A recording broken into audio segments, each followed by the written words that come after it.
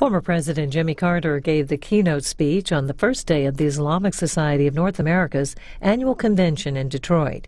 He talked about the work the Carter Center is doing, including involvement in the Middle East peace process. The former president and others had received criticism for agreeing to speak at this forum. This is about 15 minutes.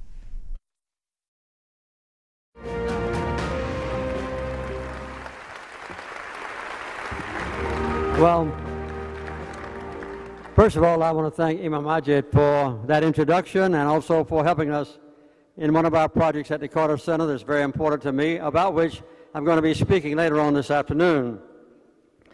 I also want to ask your permission to borrow your next president to come and raise funds for us at the Carter Center. If he can do that, well, hey, I know he can help us a lot. Well, this afternoon, I know I'm on a strict schedule, as everyone else has been during this meeting for a luncheon.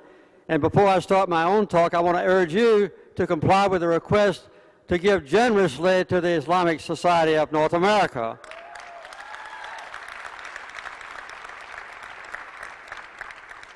When I began running for president, I was told that America was a melting pot. And I learned that that's not exactly true. America is more like a beautiful mosaic, where people come here from other countries and from other societies, from other religions, from other cultures, keep their own identity, but they blend in to make a beautiful picture. So because of that, I want to thank you for letting me come to speak to my fellow Americans about a subject that's very important to me. I've been asked this afternoon at this luncheon to talk about the Carter Center. And I'll be very brief about it, but also try to tell you what we do. Since I was retired from the White House involuntarily by the election results in 1980, I've already learned since I got here in Detroit that a lot of you supported me when I was elected. And so I know you shared my disappointment that I wasn't there alone. But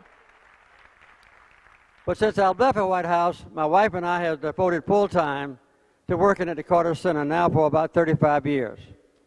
The Carter Center has some basic principles that we follow very closely. First of all, we're nonpartisan. We welcome Democrats, Republicans, and everyone else. And also, secondly, we don't duplicate what other people do. If an adequate effort is being made by the United Nations or the United States government or Harvard University or the World Health Organization, the Carter Center doesn't get involved in it. We just fill vacuums in the world. And one of those vacuums is peace, particularly in the Middle East. One of our deepest commitments at the Carter Center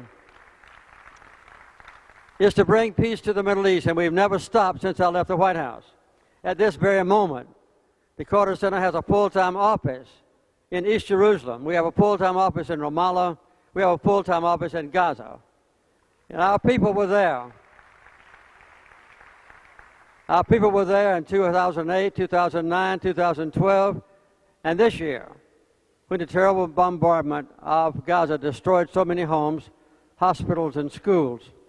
So one of our major commitments will be continue to meet with the people in the Middle East who can bring peace to Israel and to all its neighbors, and with justice and human rights to people and its neighbors. We follow the basic principles of the United Nations, the United States government, and all the European countries, and most countries on earth. And that is that Israel should withdraw from all the occupied territories to the 1967 borders,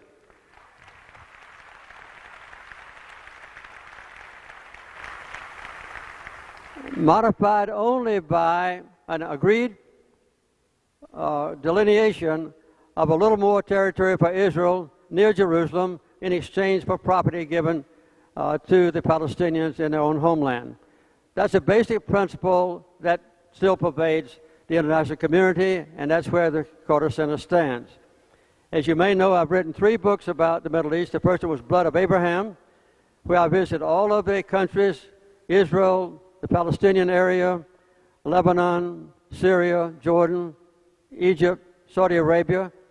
And I met with the leaders to see what do they want in the future for their children and grandchildren in the way of peace. And I wrote this down verbatim from those leaders in the book called Blood of Abraham. The second book I wrote was one that's called Palestine, Peace, Not Apartheid. And I wanted to point out that within the occupied territories, there's a choice between a two-state solution, which could give justice to everyone, or a one-state solution that would be a very serious catastrophe. And the last book I wrote was more definitive, and that was, we can have peace in the Holy Land. So continue with our peace effort at the Carter Center is very important to us. One thing the Carter Center does is meet with people with whom the United States government quite often won't meet, or the United Nations won't meet. We go to North Korea on occasion, we go to Cuba, we go to meet with the Maoists in Nepal, we meet with all the leaders in Sudan, and we meet with all the leaders in the Palestinian community, trying to get them to come together so that we can hold another election in Palestine, as we have already 3 times. So to bring peace to that area and to bring peace to other places in the world is a major commitment of the Carter Center. Another one is to promote freedom and democracy. The Carter Center organized, first of all, an international observer team to go into foreign countries to witness their elections and to make sure that the elections were honest and fair, free, and safe. The largest Islamic country on earth is also the largest election that we have monitored. That's in Indonesia. And we were there when Indonesia had its first democratic elections. We went back 5 years later and monitored the second democratic election. And so the Carter Center has had projects monitoring elections in a number of Islamic countries. Some of those I know are the homelands for all of you. We've now finished monitoring 98 troubled elections on earth. And we're still trying to bring democracy and freedom with safe and honest elections to the people throughout the world. We'll continue to work on this, and that's another example of the effort that the Carter Center makes. Another one is to alleviate suffering. I know that's another commitment of ISNA, which is just one of the many things that we have in common with this great organization. The Carter Center deals with 6 diseases on earth. Measles is one of them. And the other 5 are what is called by the World Health Organization to be neglected tropical diseases. And neglected is very important because these diseases are no longer known in a country like Egypt or even Syria, or certainly not Europe or the United States or Canada or Japan and so forth. They only afflict the poorest people on earth, most of them in Africa, but a lot of them also in Latin America. And these are diseases that even many medical doctors among you would not know about. One is dracunculiasis, or guinea worm. Another one is trachoma. Trachoma is the #1 cause of preventable blindness on earth. Another one is river blindness, which is also called onchocerciasis. Another one is called schistosomiasis. Another one is called lymphatic filariasis. Those diseases, lymphatic filariasis, by the way, is the same as elephantiasis. That's when a person's sexual organs or arms or legs swell up to grotesque sizes. So this requires the Carter Center to go into countries that ordinarily are not visited by others from the outside world. And we work with the governments, but we don't send any money or medicine to the government. We don't go directly to the villages. And I'll just mention one of the diseases, and that is guinea worm. When we started out with guinea worm, we found this terrible disease to be extant in 20 countries, 3 in Asia, and other 17 in sub-Saharan Africa. And we found 3.5 million cases of guinea worm in 26,500 villages. The Carter Center and the people we train have been in every single village that has ever had guinea worm. And we now have cut the 3.5 million cases down. Last year, we had 148 cases in the entire world. And we expect soon that this will be the second disease ever eradicated from the face of the earth. The first one happened to be smallpox that was finally finished in 1979 when I was president. So that's the kind of work we do. We also treat millions of cases of river blindness every year so that people won't go blind, and the same way with trachoma. As a matter of fact, this year, the Carter Center will treat about between 35 and 40 million people. And this is equivalent to the number of people who now live in California. So you can see how widely ranging the Carter Center's health programs are. Another thing that we do each year is to concentrate on human rights. And that's where Imam Majid has been helpful to us, along with others from this organization. Every year we have a conference at the Carter Center to discuss what we think is the most important human rights issue.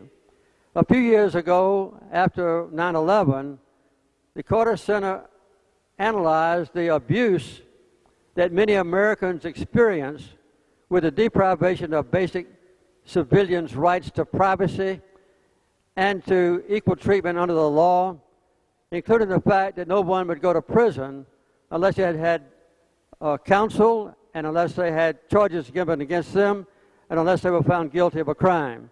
So those are the kind of things that we saw happening in the United States of America that needed to be addressed on a global basis. Because when the United States lowers its standards in enforcing human rights, it sends a signal to all of the oppressive dictators in the world, we can do the same and we will not be criticized because of it. The last 3 years, we've concentrated on the same subject that I'll discuss more definitively this afternoon, and that is the abuse and deprivation of the rights of women and girls on earth. This is one of the worst human rights issues that are not being addressed on earth. And we will go into that sometime this afternoon. And I hope that you will come to the session this evening, this afternoon, and listen to my more complete exposition of what this means. Well, let me say again how proud I am to be with you. I look forward to continued cooperation between ISNA and the Carter Center because we share so many things in common. We're all Americans wanting to insist upon basic human rights, peace, freedom, justice, and the treatment of each other as equals. And particularly, I think, those who are deeply religious, like all of you, and like I happen to be. I'll be teaching my Sunday school class, my Bible lesson tomorrow morning when I get home late tonight. And I hope that all of you will use the principles of Allah and our God to bring peace and justice to all. Thank you very much.